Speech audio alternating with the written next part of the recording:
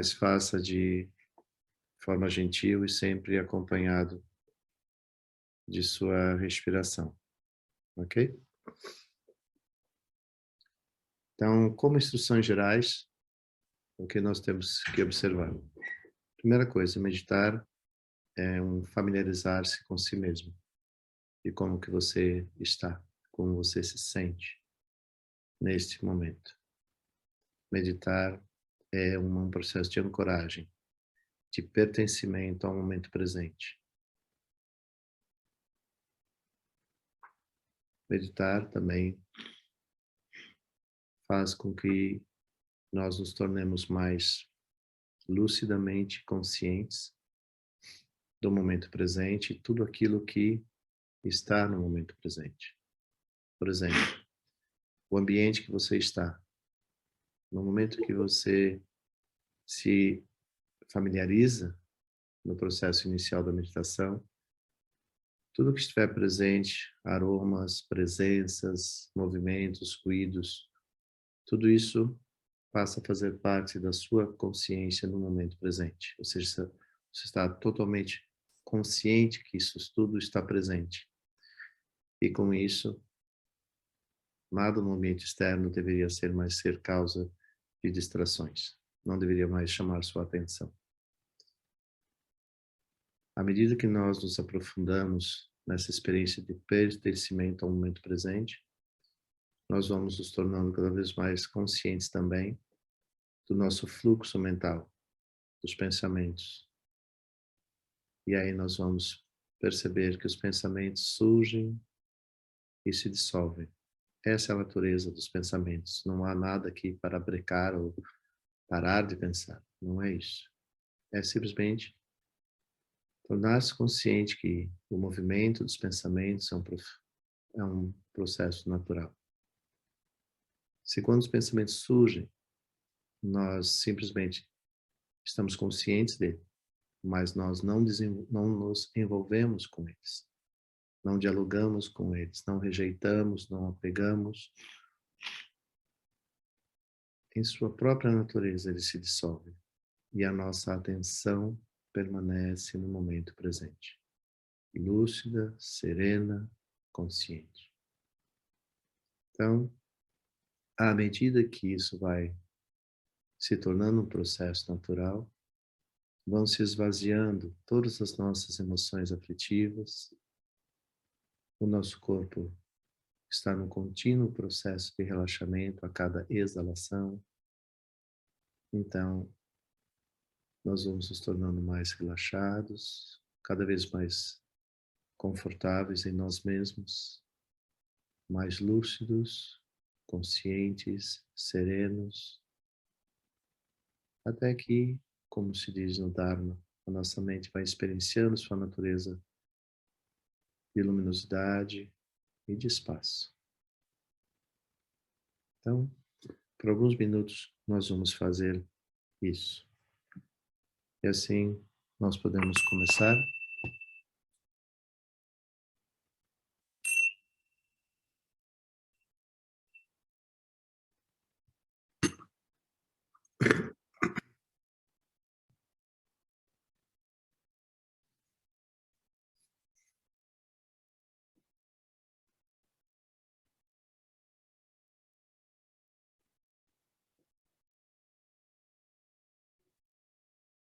E assim, tendo adotado uma postura que lhe ofereça a experiência de conforto e bem-estar, permaneça nela durante todo o exercício. Durante todo o exercício, a cada exalação, vamos manter um contínuo relaxamento do nosso corpo. E também a cada exalação, vamos dar liberdade para aquilo que possa ser preocupações, angústias, aflições, seja o que for. Nós damos liberdade para que isso se mova com o movimento da nossa respiração e possa partir com o movimento da nossa exalação. Mas se não partir, nós acolhemos. Ao meditar, não há nenhum objeto que possa ser observado como algo a ser objeto de apego e nem objeto de rejeição. Apenas observamos e deixamos que isso se mova naturalmente com a nossa respiração. Começamos fazendo 3 inalações longas, gentis, se possível sempre pelas narinas.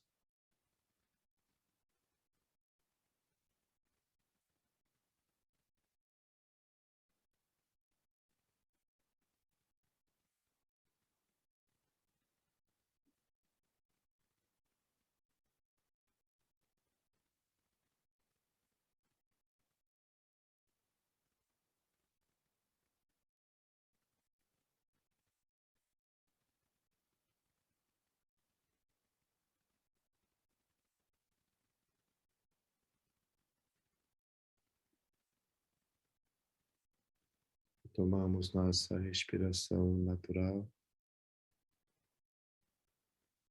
e por alguns instantes, apenas ao exalar, relaxamos nosso corpo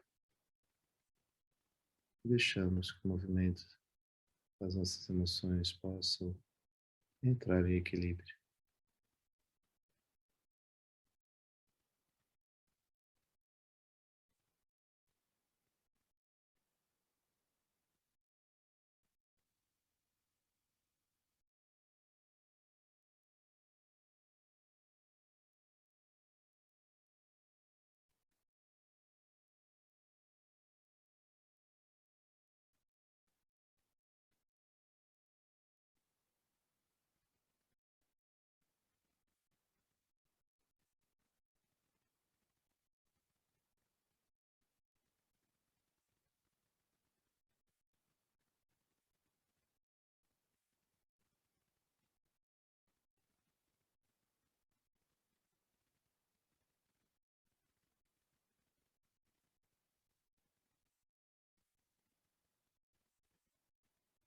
Vamos agora escaneando o nosso corpo, desde o topo da cabeça, sola dos pés, e por onde a nossa atenção for passando, nos certificamos que deixamos esse lugar em uma experiência de conforto, bem-estar e relaxamento. Damos especial atenção à nossa face,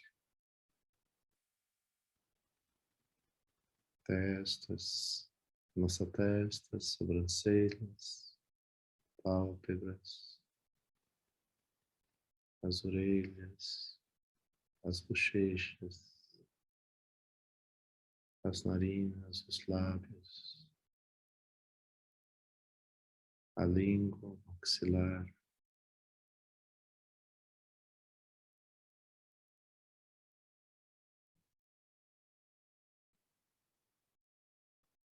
pescoço e ombros. Especial atenção ao relaxamento dessas áreas. E depois seguimos até a sola dos nossos pés. Dedicamos alguns momentos a isso.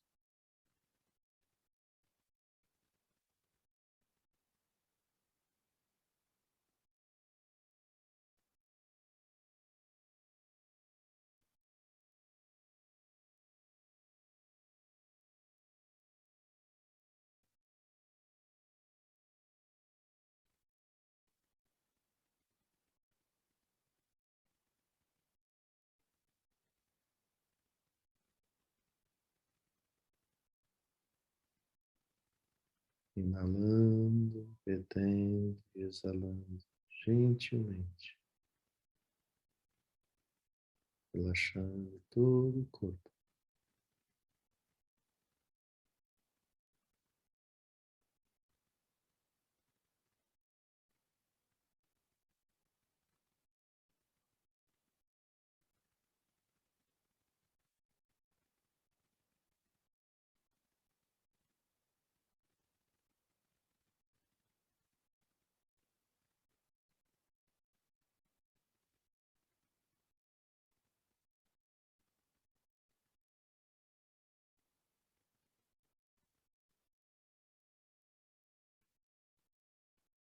Sim, já experienciando nosso corpo mais relaxado, nossa atenção mais centrada no momento presente. Vamos dedicar alguns momentos a nos envolvermos em uma experiência de acolhimento, acolher-se a si mesmo em uma experiência de amor, de compaixão, profundo acolhimento, inalando, expandindo, até que possamos desenvolver por nós mesmos e nos sentirmos em nós próprios, amados, respeitados, seguros e protegidos, no momento presente, assim como é.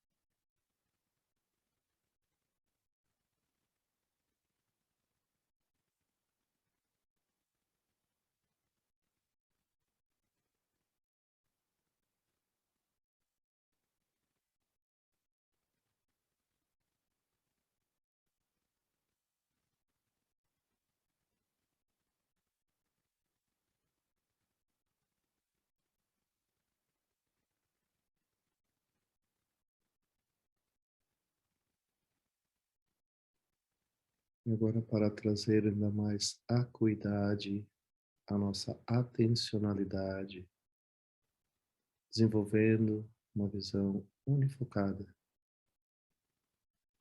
Vamos dirigir nossa atenção às nossas narinas e acompanhar as 3 etapas da nossa respiração. Na inalação, observamos a entrada do ar pelas nossas narinas, volume, temperatura, sua trajetória, o preenchimento dos nossos pulmões, nosso diafragma, nosso abdômen gentilmente se expande, nosso corpo se revitaliza. A pausa, o momento da plena expansão da consciência em nosso corpo. O corpo relaxa, o abdômen gentilmente contrai, os pulmões se esvaziam e a trajetória do ar saindo, passando pela traqueia, saindo pelas nossas narinas, volume, temperatura. Vamos observar isso por 21 ciclos de inalação, sustentando o relaxamento contínuo do nosso corpo, sustentando uma experiência de profundo acolhimento e trazendo mais acuidade à nossa atenção, observando essas 3 etapas da nossa respiração. Assim podemos começar por 21 ciclos, contando sempre pela inalação.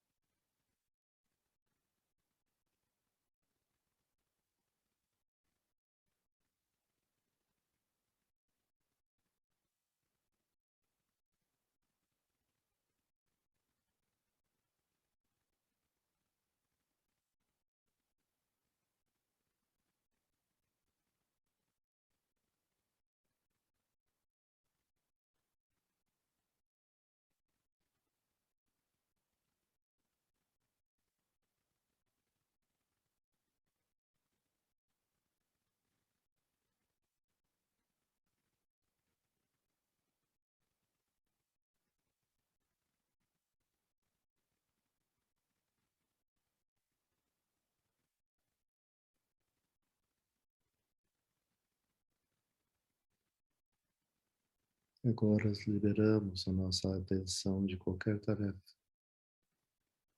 deixando que a nossa mente repouse em seu estado natural,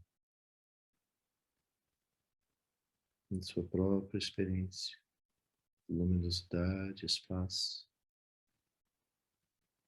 seja o que for que ali surgir,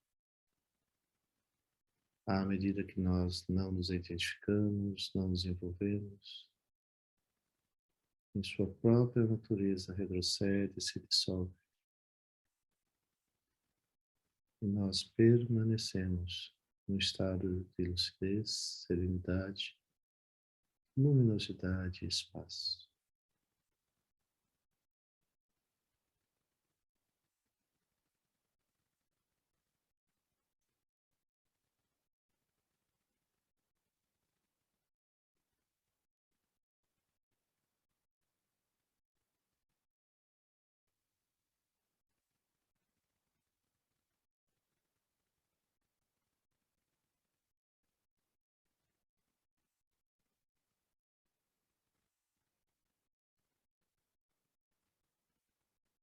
Quando pensamentos discursivos começarem a surgir, nós redirecionamos novamente a atenção ao movimento da nossa respiração.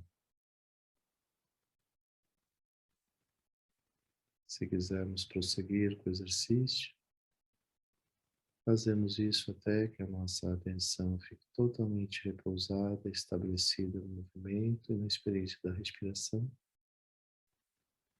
E depois abandonamos isso e deixamos que a nossa mente repouse em seu estado natural, livre de qualquer tarefa.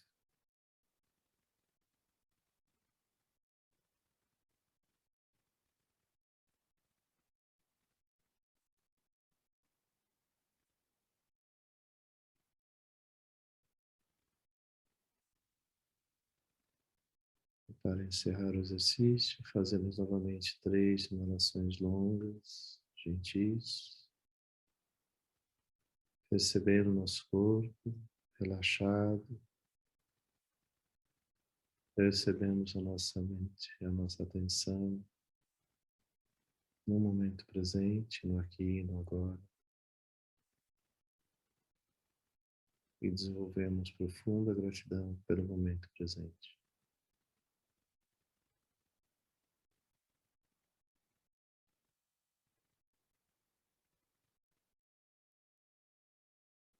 E assim podemos mover os dedos dos pés, das mãos, rotacionar os ombros, mover o pescoço de um lado para o outro, nos espreguiçar, nos alongarmos, seja o que for, cada um tiver vontade de fazer.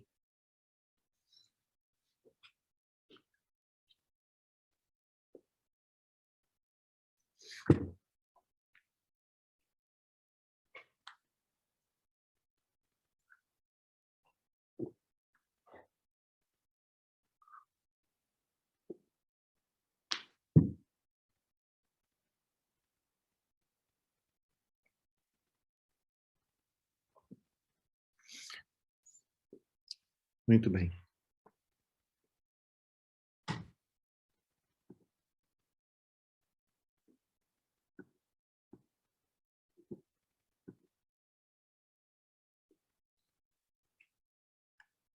Então, nós podemos nos dirigir à palestra de hoje. Como já dito no primeiro dia, na primeira palestra do mês, esse mês, nós vamos estar dedicando todas as palestras, assim como o curso, à temática do Dharma em si,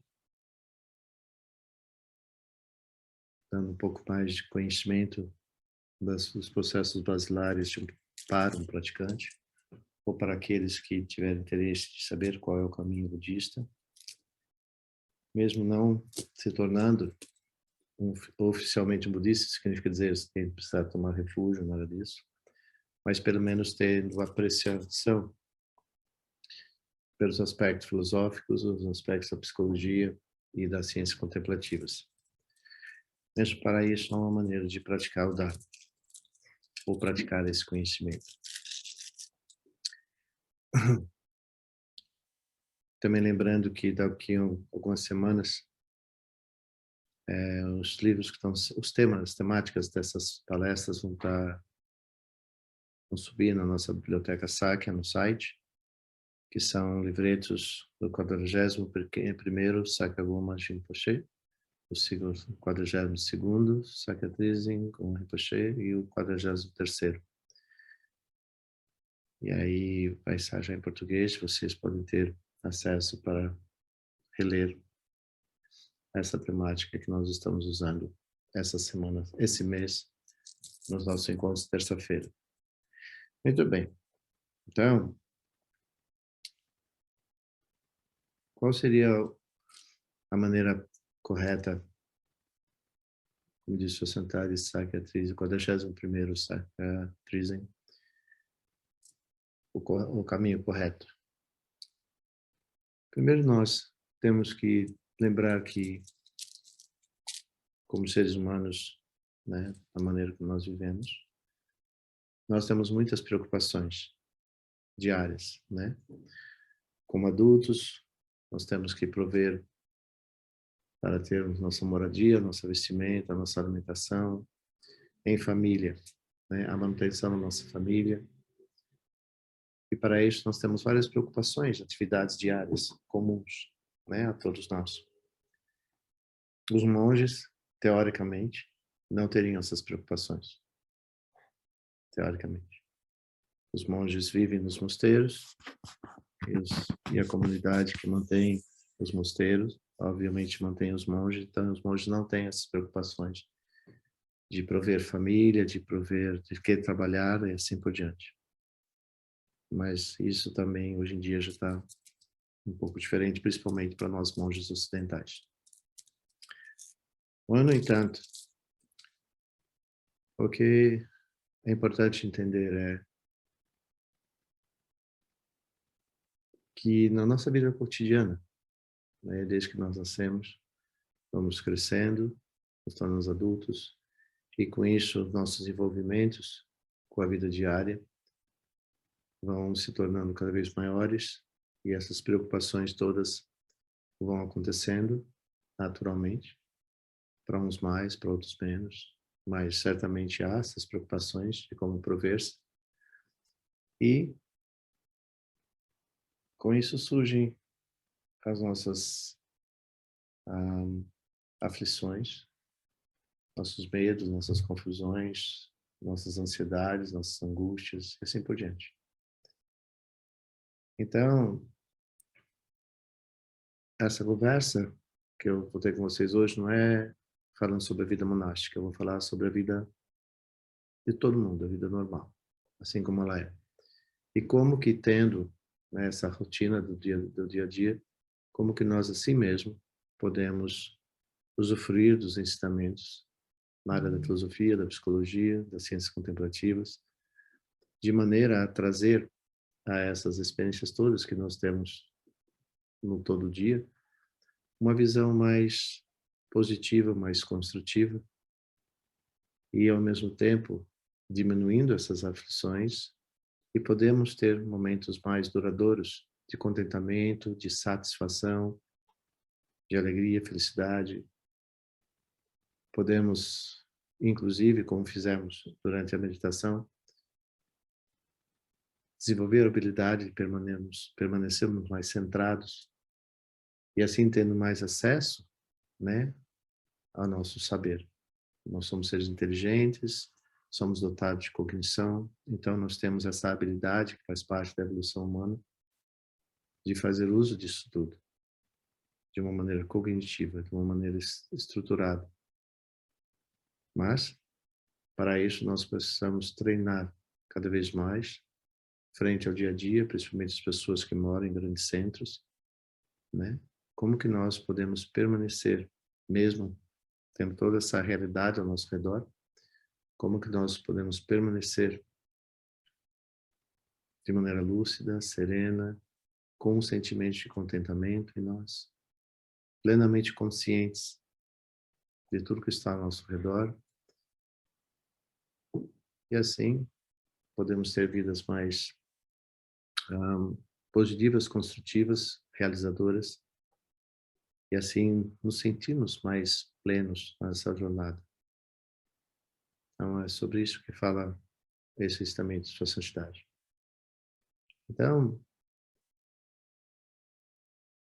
facilmente a nossa atenção é sequestrada por várias coisas durante o dia.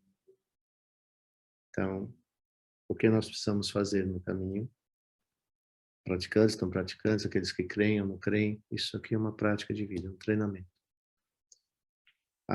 Se nós queremos desenvolver essa habilidade de mantermos focados naquilo que tem sentido e significado como um propósito de vida no nosso dia a dia, nós devemos primeiro aprender a sustentar essa visão unifocada, ou seja, shamatha. E, seja o que for que estiver acontecendo ao nosso redor, que a gente venha desenvolver a habilidade de entender, de compreender. Esse é o processo cognitivo. Então, como que nós podemos treinar a nossa mente de maneira que nós possamos ter sempre disponível, né, as nossas qualidades, as nossas competências, as nossas habilidades. E é muito importante que a gente reconheça as nossas qualidades humanas. E aí, no Dharma, a gente fala a nossa espiritualidade, que diz respeito justamente ao amor, à compaixão, à generosidade, ao acolhimento e assim por diante. Mesmo frente às dificuldades que acontecem no dia a dia. Então, para isso, nós precisamos treinar a nossa mente, em termos da nossa habilidade de atenção. E assim, nós percebemos mais rapidamente quando a nossa atenção deriva e nós entramos em processos de julgamentos, e com julgamentos vêm todas as aflições, e assim por diante. Obviamente que nós ainda habitamos uma mente dual, mas nós podemos treinar a nossa mente a permanecer cada vez mais longos períodos, de maneira unifocada, lúcida, serena, e acima de tudo, possibilitando o movimento das nossas qualidades e direcionarmos essas qualidades a cada ação, a cada pensamento, a cada palavra, a cada gesto, seja no que for que a gente estiver envolvido no nosso dia a dia. Isso é um treino. É fácil? Não, não é. Mas, à medida que a gente vai treinando isso dia a dia, nós podemos alcançar estágios muito legais de fazer isso. Então, e começa num treino tão simples como isso que nós fizemos agora. Obviamente que isso vai desenvolvendo para os estágios mais avançados, mas começa assim. Então, por exemplo, sempre que nós devemos estar focados na nossa respiração, a gente se distrai, notar que se distraiu já é um grande passo. Ter a predisposição de reconduzir a nossa atenção para aquilo que nós queremos e permanecer naquela tarefa e assim por diante. Então, primeiro, para praticar isso, é desenvolver essa habilidade, meditação, foco. Também manter sempre um estado de serenidade e lucidez, mesmo frente às dificuldades. E isso também é meditar. Daqui a pouquinho eu vou desenvolver como a gente faz isso em termos da filosofia, da psicologia. Mas o importante aqui, nesse primeiro momento, estou dizendo a importância para praticar o Dharma, nós nos familiarizarmos com as práticas de meditação, shamatha e vipassana, para que a gente desenvolva a habilidade da atenção e percebemos quando nós derivamos para os processos de distração, e nesses processos de distrair-se é que começam a haver principalmente os sentimentos de insatisfatoriedade e frustração, porque chega o final do dia e nós não conseguimos dar conta daquilo que nós gostaríamos de ter feito. Ponto. Então, essa é uma coisa. Então, para percorrer esse caminho, obviamente que nós podemos eleger, como nós estamos falando do Dharma, como praticar o Dharma, como praticar um caminho de transformação, um caminho ancorado na nossa espiritualidade humana, Então, a gente pode dizer que há muitos caminhos espirituais, há muitas religiões que nós poderíamos seguir para fazer isso. E certamente todas elas têm elementos que nos auxiliam a fazer isso. Mas como nós estamos falando sobre o ponto de vista do Dharma, então a gente vai falar sobre os ensinamentos dos budistas. Então, nos ensinamentos budistas, o que a gente primeiro observa? Sim, há diferentes caminhos espirituais, todos eles são bons, todos eles têm a mesma mensagem de trazer um maior entendimento de si mesmo, nós como seres humanos, e a maneira como nós podemos nos relacionar com os outros. Todos oferecem isso. No caminho do Dharma, é um caminho mais sistematizado, onde, primeira coisa, nós entendemos que existe uma relação direta entre a maneira como nós percebemos a realidade, a maneira como nós interagimos com elas e aquilo que surge como resposta ou como consequência, que é o que nós experienciamos. Então, por assim ser, a maneira própria de praticar esse caminho é nós virmos a reconhecer as nossas qualidades. Então, nós temos qualidades. Todos nós, seres humanos, temos qualidades. Então, primeira coisa é reconhecê-las. Primeira coisa, somos dotados dessas qualidades. Se nós exercemos, fazemos uso dessas qualidades todos os dias, é muito a relação de foro íntimo, mas certamente todos temos. Então, é uma predisposição de reconhecer isso. Segunda coisa é nós vimos a reconhecer aquilo que é comum entre todos nós, independente de crença, reconhecer. Então, a aspiração de todo qualquer um de nós é sermos felizes. Ok. Então, agora nós temos que perceber a que nós atribuímos felicidade, reconhecer que essa aspiração é comum a todos nós. Então, nós damos liberdade a nós mesmos de escolhermos, fazermos nossas escolhas, trilharmos esse caminho, experienciar esse caminho e fazer os ajustes que foram que nós mesmos sentimos necessário para chegar ao objetivo de ter uma experiência maior, cada vez mais duradoura de felicidade. Então, e respeitar o caminho que todos seguem. Então, não tentar convencer ninguém, esse é o melhor caminho, este é o caminho errado, não fazer isso. Simplesmente nós relaxarmos a nossa própria convicção. Esse é o caminho que eu elegi para mim, esse é o caminho que elegeu para ele, aquele é o caminho que elegeu para ela. Em comum, todos nós temos o quê? A aspiração de sermos felizes. Então, nós devemos olhar para isso com apreço e não com rivalidade. Olhar e respeitar isso com apreço. Então, essa é uma maneira de nós nos contentarmos com as nossas escolhas, respeitando as escolhas dos outros. Isso em si já diminui em muito as nossas aflições. Principalmente porque, senão, nós partimos para julgamentos. E aí, vamos enfrentar outras emoções aflitivas. Então, como é que nós fazemos isso?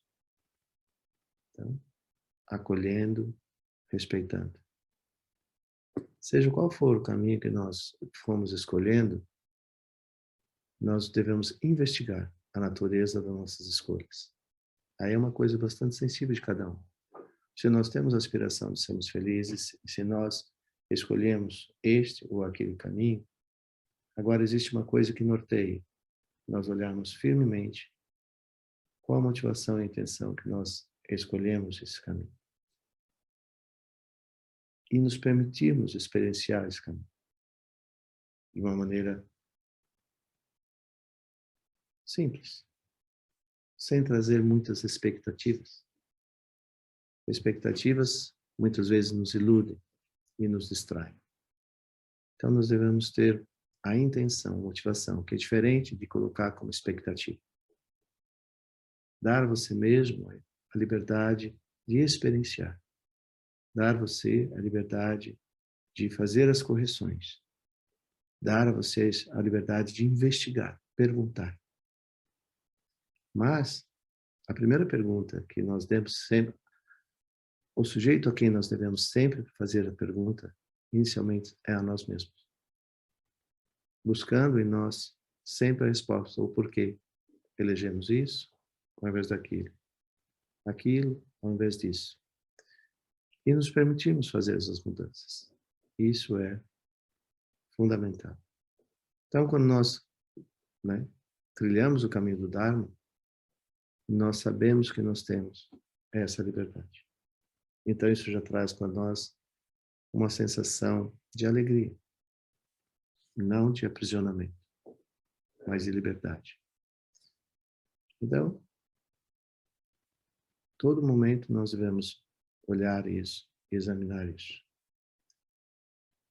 Aí, em sua incomensurável generosidade e compaixão, o Buda ensinou para nós vários métodos. Então, nós estamos falando de um método.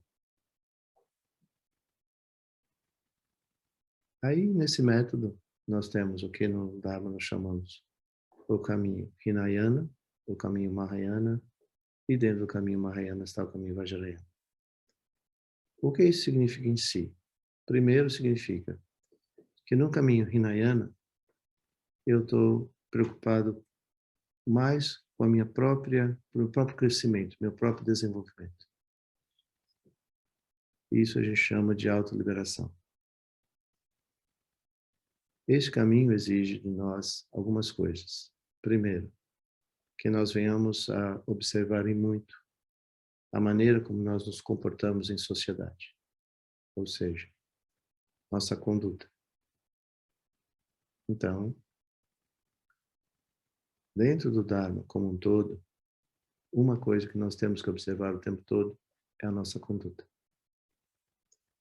Basicamente, essa conduta significa que nós devemos observar se o que nós pensamos, o que nós falamos, o que nós fazemos, não traga sofrimento a você e nem a ninguém. Essa é a primeira coisa. Segunda coisa é, para que eu observe minha conduta, eu devo meditar muito. Por quê? Eu devo saber que eu tenho um corpo sensorial. Eu devo saber que esse corpo sensorial, assim como racionalmente nós buscamos felicidade, esse corpo, ele se diz feliz quando ele experiencia prazer. Esses prazeres podem se tornar grandes aprisionamentos. Porque nós vamos tender sempre a querer repetir as experiências de prazer. E mais, e mais, e mais. E nisso, nessa busca da experiência de prazer, nós podemos desviar totalmente a nossa conduta e já não mais perceber se estamos ou não colocando a nossa vida em risco, a nossa saúde em risco, ou a vida, a saúde de alguém em risco. Ou talvez proporcionando consequências emocionais bastante fortes. Então, essa é uma coisa que eu tenho que observar. Nós aspiramos por felicidade, esse corpo sensorial lê felicidade como experiência de prazer. Então, aqui eu tenho que ter essa cuidade de perceber isso. Mais para frente, a gente vai perceber que no outro caminho que o Buda ensina, a gente chama esse veículo, chama-se Mahayana. Então, no caminho Mahayana, nós vamos entender que nós somos um para o outro. Verdadeiros caminhos, verdadeiras experiências, onde nós podemos identificar o que no primeiro caminho não parecia tão claro. Porque no primeiro caminho, eu estou tratando da minha própria liberação. No caminho Mahayana, eu entendo que a minha liberação, ela passa por eu desenvolver relações humanas mais positivas, mais construtivas e benéficas. Aí, aquela leitura sensorial, agora aqui eu sou exposto de uma maneira ainda maior Só que, ao ser exposto de uma maneira ainda maior, eu sou também exposto à possibilidade de identificar mais rápido essas tendências e fazer as correções mais necessárias. Então, no caminho Hinayana, nós vamos ter como apoio os ensinamentos que diz respeito à conduta ética e moral, que vai estar alicerçada na meditação, nessa experiência do familiarizar-se com você mesmo e perceber como que você vai norteando as suas ações de maneira consciente, e ouvindo, escutando, ou lendo hoje em dia, né, os ensinamentos de como Buda claramente mostrava a cada veneno que possa surgir, que todas as causas surgem de causas, todas as experiências surgem de causas e condições. Então, para isso, o Buda ensinou o surgimento, a experiência e a cessação. Então, eu tenho que dedicar a estudar essa toda parte filosófica. Eu tenho que estudar, a aprender a identificar isso.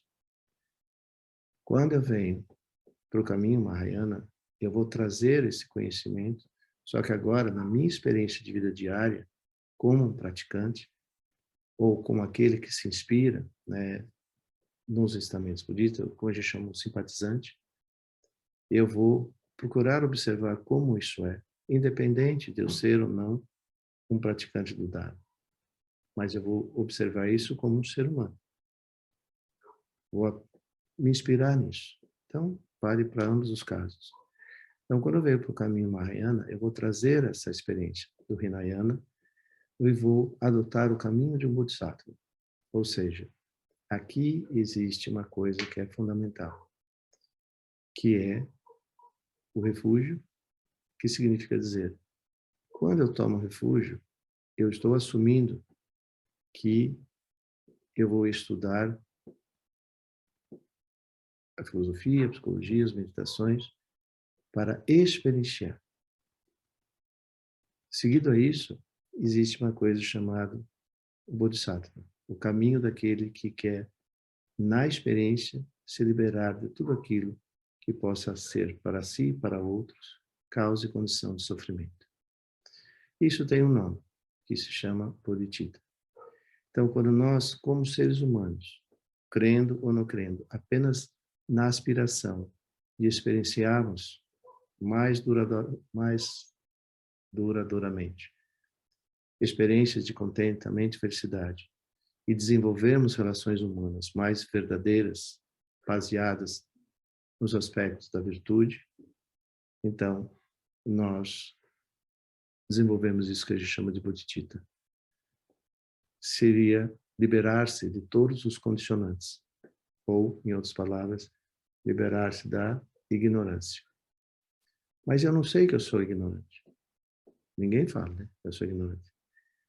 Para eu saber que há ignorância em mim, ou seja, que eu ignorava ou ignoro que há outras maneiras de pensar, falar e agir, eu preciso ser exposto a isso, para dizer ou reconhecer que eu ignorava que havia uma outra maneira de pensar, falar e agir que podia proporcionar a mim mesmo experiências mais duradouras de felicidade. E aí vem um passo ainda maior, que é entender que a minha felicidade genuína reside quando eu me interesso pelo bem-estar de outros seres. E aí eu vou perceber que a minha felicidade ela se multiplica incomensuravelmente quando aquilo que eu penso, falo e faço se torna causa e condição de felicidade de outros. Aí quanto mais pessoas eu ver felizes e ter genuinamente o regozijo, a felicidade por vê-los felizes, a minha felicidade agora se multiplica. É como colocar uma gota d'água no oceano. Ao passo que quando nós ignorávamos isso, nós tínhamos talvez uma perspectiva de felicidade, sim, mas egoísta. Eu queria ser feliz. Eu estou batalhando para a minha felicidade, cada um que cuide da sua. Né? Como seria no primeiro caso, no Hinayana. As pessoas se preocupavam com a sua self-liberation, não com a felicidade dos outros. Seria mesmo que dizer assim, como é que eu posso ser plenamente feliz sabendo que meus pais estão sofrendo? Seria como perguntar isso, né? Se eu não me preocupar com a felicidade dos meus pais, aqueles que me trouxeram ao mundo, aqueles que me nutriram, cuidaram de mim, tarali, taraló, hoje, como adulto, eu tenho uma condição extremamente favorável e meus pais ficaram atrás. Então, é isso que a gente chama de uma visão egoísta de felicidade. Uma visão de um Bodhisattva, ele tem essa visão de que a felicidade, ela é interdependente. Então, como é que eu posso ser genuinamente feliz sabendo que há muito sofrimento no mundo? Mas não tome isso equivocadamente, dizendo que eu não posso ser feliz porque há sofrimento no mundo. Não é nessa linguagem. Mas eu não posso fazer de conta que eu não tenho, que eu não sei que há sofrimento no mundo. Eu não posso deixar de fazer mínimas ações para ir diminuindo o sofrimento que há, pelo menos no entorno que eu percebo, que eu atuo. É como disse Shantideva, como é que eu posso, onde que eu posso ter couro suficiente para cobrir toda a superfície da terra para que eu possa caminhar livremente sobre ela? Seria impossível isso. Mas se eu proteger as solas dos meus pés, eu posso caminhar pelo mundo. Então, proteger as solas dos seus pés significa desenvolver o caminho do Bodhisattva. Aí eu posso caminhar no mundo e naquilo que me for possível, eu ir realizando ações que vão trazendo benefício e felicidade a mais pessoas. Ensiná-los isso, para que eles possam multiplicar isso também. Então, esse seria o caminho de Bodhisattva. Então, nós desenvolvemos esse caminho para o benefício de todos os seres. Mas não como uma obrigação, mas sim porque faz sentido. É aquele famoso ditado, fazer o bem pelo bem. Então, eu não preciso ter medo de Deus, ter medo do inferno, para querer fazer o bem. À medida que eu entendo que fazer o bem é o que gera em mim sentimentos mais duradouros de felicidade, é fazer o bem pelo bem. Simplesmente dessa maneira. Então, se eu quiser desenvolver isso no Dharma, a gente tem a denominação de dizer o modo comum e o modo não comum de fazer isso. O modo comum de fazer isso significa nós desenvolvermos as virtudes do refúgio, do caminho do Bodhisattva, das 6 paramitas, ou das 6 perfeições, e gerarmos isso. Para fazer isso, nós podemos pensar nos 4 pensamentos que transformam a mente. Primeiro, esse é o modo comum. O modo não comum é o que nós chamamos de nondro. Seria o caminho do refúgio, da bodhicitta, da purificação do Vajrasattva, da Guru Yoga e da acumulação de mandala. Esse seria o caminho não comum. No caminho comum, a gente pode pensar isso em termos práticos, por exemplo. Então, no caminho comum, a gente pode, por exemplo,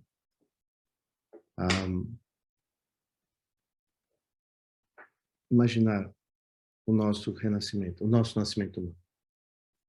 Nós podemos lembrar que há sofrimento.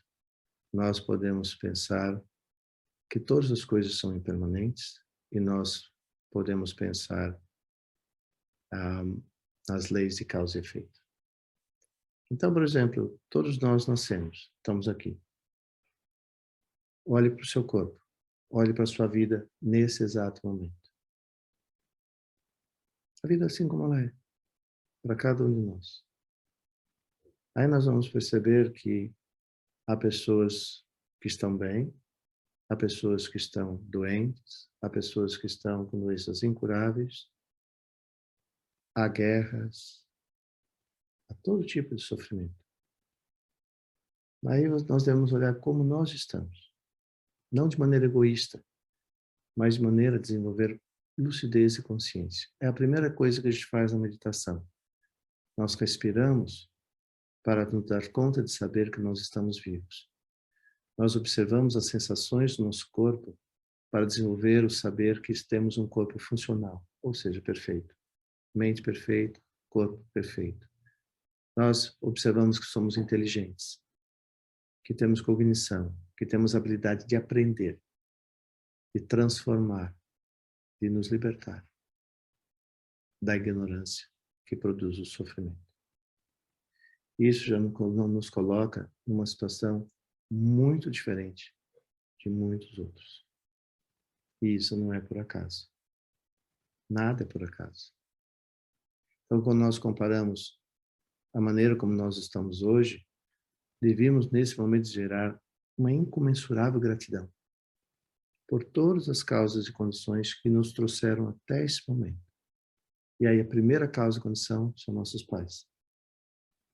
Então, desenvolver profunda gratidão aos nossos pais. Ah, meu pai é isso, minha mãe é aquilo. Profunda gratidão aos nossos pais. Porque nós estamos nesse mundo, habitando este corpo, estamos vivos graças a eles. E na falta dos pais biológicos, ter a consciência daqueles que nos acolheram e que cumpriram esse papel na nossa vida. Então, quando a gente começa a perceber isso, a gente pode aprofundar, aí filosoficamente a gente vai ser convidado a aprofundar esse pensamento. Pensar nos animais. Nos tipos diferentes de animais. Todos eles têm medo de seus predadores. Sofrem de todo tipo de coisa. Então, para que a gente venha realmente desenvolver uma consciência muito bem elaborada e lúcida, nós temos que olhar ao nosso entorno e saber que a condição que nós temos nesse exato momento não é acaso. São resultados de incomensuráveis ações meritórias que nós construímos nesta vida ou desde vidas anteriores a essa. Mas se eu não quiser acreditar nisso, não tem problema. Apenas considere essa vida. E aí volte lá nos seus pais e comece por ali. Pela professora que nos alfabetizou. Nós não seríamos capazes de fazer muita coisa se não fosse aquela professora lá atrás que nos alfabetizou. E assim vai lembrando, até o momento presente. Isso para os simpatizantes do Dharma. Para os alunos praticantes do Dharma, aqui entra todo o ensinamento dos 6 reinos. Porque os 6 reinos significam as emoções. Então, temos o reino dos seres humanos, o reino dos animais, o reino dos fantasmas famintos e o reino dos infernos. Isso aqui não é morrer daqui e nascer lá. São as nossas emoções aflitivas, dependendo das causas e condições que nós vivemos a cada dia, a cada momento. Aí nós temos os seres humanos, que somos nós, os semideuses e os deuses, com D minúsculo, que não quer dizer nada em relação a Deus, mas sim, de novo, as nossas emoções, a maneira como nós percebemos a realidade. Então, em resumo, no nosso dia a dia, nós podemos habitar todas as emoções referentes a cada um desses reinos. Depende dos nossos apegos, depende do nosso egoísmo, depende das nossas tantas aflições ou, como eu estava dizendo no começo, se nós treinarmos a nossa mente a permanecer no estado de lucidez, serenidade, nós sim, é natural dessa vida enfrentarmos várias dificuldades, mas a maneira como nós vamos perceber as dificuldades vai ser diferente. Porque quanto menos emoções aflitivas estiverem navegando pela nossa mente, mais lúcido nós estamos. E a nossa compreensão cognitiva pode, em muito, nos livrar das emoções aflitivas. Então, nós temos vários tipos de condicionantes. Então, aí nós pensamos no precioso nascimento humano. A segunda coisa é perceber que todas as coisas são impermanentes. Isso é um grande aspecto filosófico que traz para nós uma compreensão extremamente ampliada dos fatos como eles acontecem. Se nós percebemos, as coisas mudam todo dia, toda hora, cada segundo.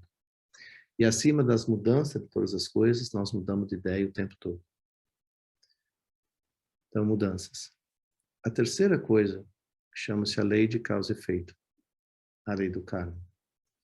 Então, aqui simplesmente é nós, de novo, à medida que nós meditamos e nos damos conta, nos familiarizamos cada vez mais com qual a razão que me leva a mover-me deste ponto para esse ponto.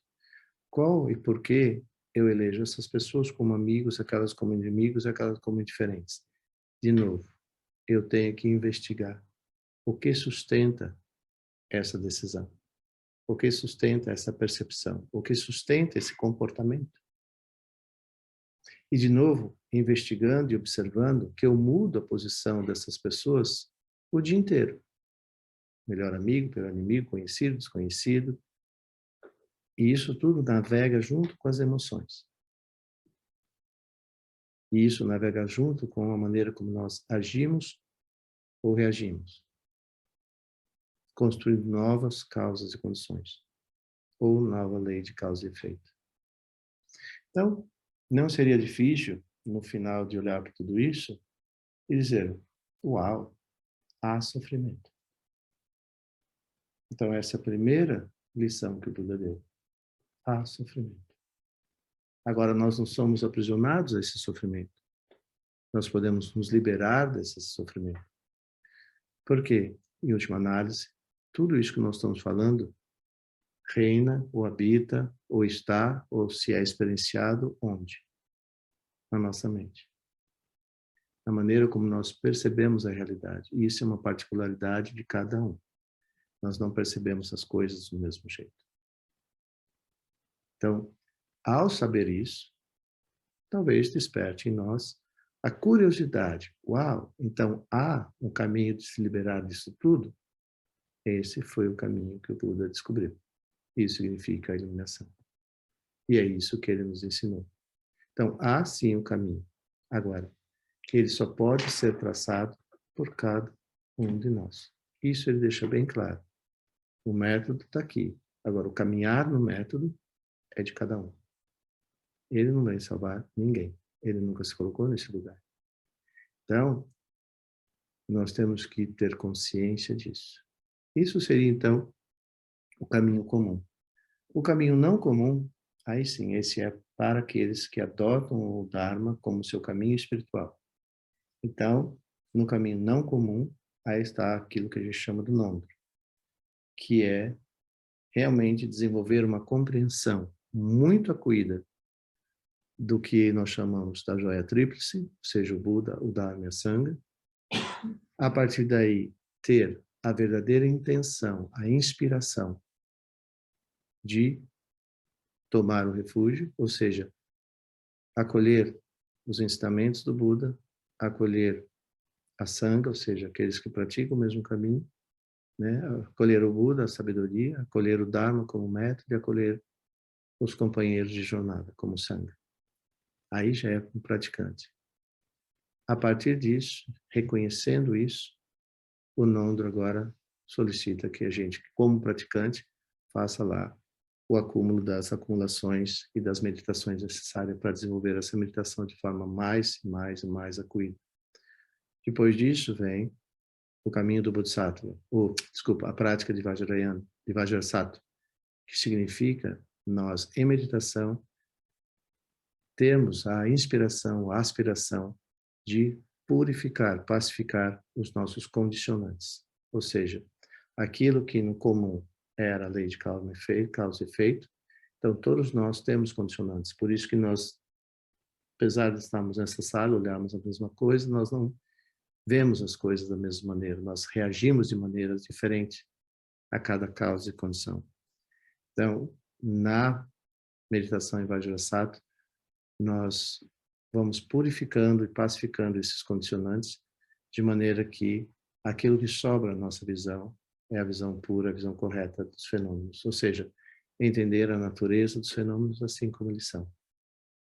Totalmente desprovidos de existência inerente. Todo e qualquer fenômeno surge, permanece e se dissolve devido às causas e condições, e por isso nós naturalmente cessamos o nosso apego, a nossa aversão e a nossa indiferença. E com isso cessa a ignorância, e cessando a ignorância, cessa a raiva, que é a origem de todo o sofrimento. Então, depois disso, nós, enquanto praticantes, meditamos na natureza última da Guru Yoga, que é a união, ou perceber que a natureza da nossa mente é inseparável da natureza do Buda. Aqui, Buda não como pessoa, mas Buda como uma experiência da visão última, clara luz e vacuidade. E aí, repousa-se nesse estado natural. E a partir dessa experiência de Guru Yoga. Só que para que nós venhamos alcançar tudo isso aqui, nós temos que fazer algo que o Buda chama acumulação de mérito e sabedoria. Então, no caso, a acumulação de mérito é o oferecimento de mandala. No oferecimento de mandala, nós imaginamos o universo, nós imaginamos que todas as coisas que nós experimentamos a partir dessa vida é um espelho desse universo. Então, nós, entendendo que todas as coisas apenas surgem de causas e condições, tudo aquilo que nós temos nada mais é que a experiência daquilo que coemerge do universo. E aquilo que coemerge no universo é aquilo que nós conseguimos perceber. Então, nós, em mandala, no oferecimento de mandala, nós renunciamos ao apego. Nós entendemos que tudo aquilo que nós recebemos ou que experienciamos, na verdade, é produção de causas e condições. Então, nós oferecemos essas causas e condições novamente. Isso significa desapego. Isso significa generosidade. Isso significa você reconhecer que, mesmo que você tenha um grão de arroz, por exemplo, esse grão de arroz é suficiente. Ou seja, nós não temos medo de sermos generosos. Existe um ditado que diz: generosidade traz prosperidade. Então, quanto mais generosos nós formos, mais prósperos nós somos. Por duas razões, ou três. Uma, que quando você oferece algo a alguém e você alivia de algum sofrimento material, pelo menos naquele momento, aquela necessidade material está sanada. Então você se sente feliz por isso. Segunda coisa, quando nós oferecemos algo a alguém, nós estamos oferecendo a nós mesmos a oportunidade de praticar desapego, sendo o apego raiz de grande sofrimento. E, por último, numa visão ainda mais ampliada, nós temos a plena convicção de que no girar do universo, né, no movimento natural do universo, há a total inseparabilidade de tudo aquilo que temos, que somos, com aquilo que o universo em si é e nos oferece. Então, com isso, essas quatro grandes ações, a gente pode dizer assim, é chamado no Dharma de prática das não comuns.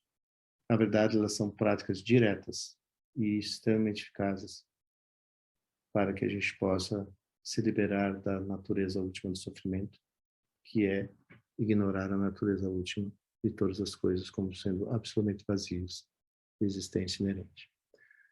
Então,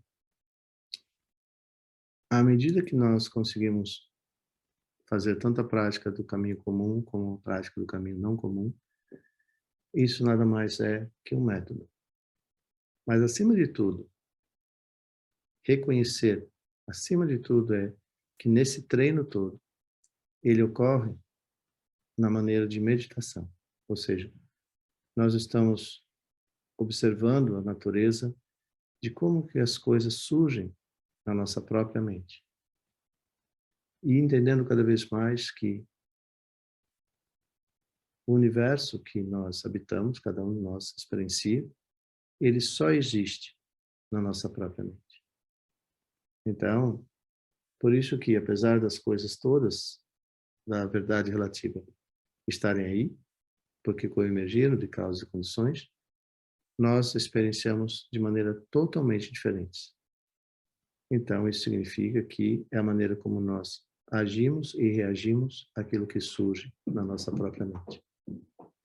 E daí, se nós entendemos isso e aplicamos o método de maneira correta, nós vamos diminuindo cada vez mais a nossa ignorância e a nossa vida, essa vida, como nós vivemos agora, se torna uma vida mais feliz, mais produtiva, mais construtiva e benéfica a todos os seres. E com isso nós nos beneficiamos como parte de todos esses seres que são beneficiados. É isso. Então, a maneira certa, a maneira correta de praticar o Dharma é desenvolver, estudar tudo isso. Mas estudar com acuidade, estudar com vontade, estudar com alegria. E fazer do todo dia da vida, seja o que for que a gente faça, nosso campo de experiência. Então, como que eu me relaciono com as pessoas, como que eu percebo os objetos, como que eu percebo a natureza, como eu percebo o meu corpo, que está no processo contínuo de envelhecimento, e que em algum momento, sei lá como, sei lá quando e por quê, eu vou deixar de viver essa vida. Então, por quanto eu habitar essa realidade, dessa vida, possa eu ter a convicção e a coragem de vivê-la da maneira mais plena, lúcida e serena possível. Então, basicamente, é isso. Tá bom? Então, enquanto essa pergunta de como praticar o Dharma de maneira correta, tanto para os que são simpatizantes do Dharma, como aqueles que estão engajados no caminho do Dharma, é possível. Mas para aqueles que se engajam no caminho do Dharma, desde o momento que tomam refúgio, aí tudo isso que eu falei vai ganhando uma dimensão ainda maior, e vocês serão sempre convidados a estudar, a investigar, a meditar e colocar isso em prática na sua vida diária, com seus amigos, seus pais, seus filhos, seus irmãos, seus companheiros e companheiras, na sua relação com a natureza, com os animais, seja o que for. Só assim você vai desenvolver o olhar,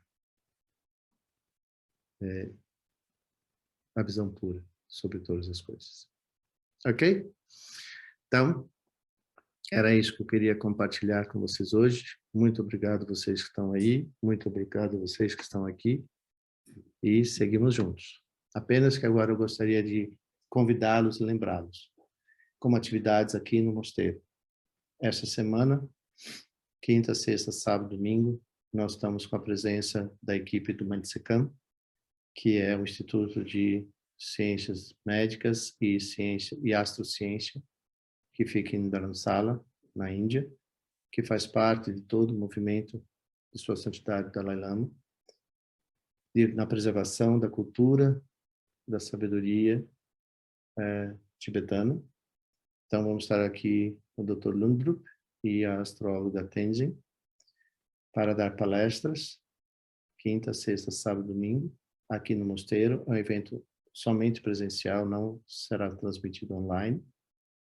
E aqueles que tiverem a vontade de saber um pouco mais sobre o seu mapa astral, sobre a sua própria saúde, saber como que se correlaciona essa sabedoria milenar da relação da medicina, ou seja, nosso corpo, da nossa saúde, com a astrologia, é um grande momento de vocês poderem vir a ter essa conversa com dois excelentes e muito bem qualificados profissionais. E a outra coisa é que nos últimos 2 finais de semana desse mês, sexta, sábado, domingo, sexta-noite, sábado, domingo o dia inteiro, nós vamos estar oferecendo a 35ª edição do Treino da Compaixão da Abordagem Cognitiva, o protocolo desenvolvido na Emory University. Então, também, todas as informações para participar desses 2 eventos estão no nosso site, como também vocês podem procurar a Secretaria através do WhatsApp para sanar suas dúvidas e assim por diante. Tá bom? Então, são essas atividades que são as 2 próximas ainda esse mês, e aqueles que tiverem vontade e disponibilidade de vir participar, será uma grande alegria recebê-los aqui. E assim, eu encerro essa atividade de hoje, uma vez mais desejando a todos vocês uma ótima noite, uma ótima semana e até a próxima. Um abraço a vocês. Lembrando que amanhã, às 10 horas, para aqueles que são praticantes, tem o pujo de Tara Branca, porque amanhã é lua cheia no calendário, também calendário lunar é o dia de Tara Branca, então quem quiser se juntar a nós para fazer a prática, também o link de conexão está no Simpla, atividade gratuita. Um abraço a vocês, uma linda noite e até a próxima, gente. Tchau, tchau.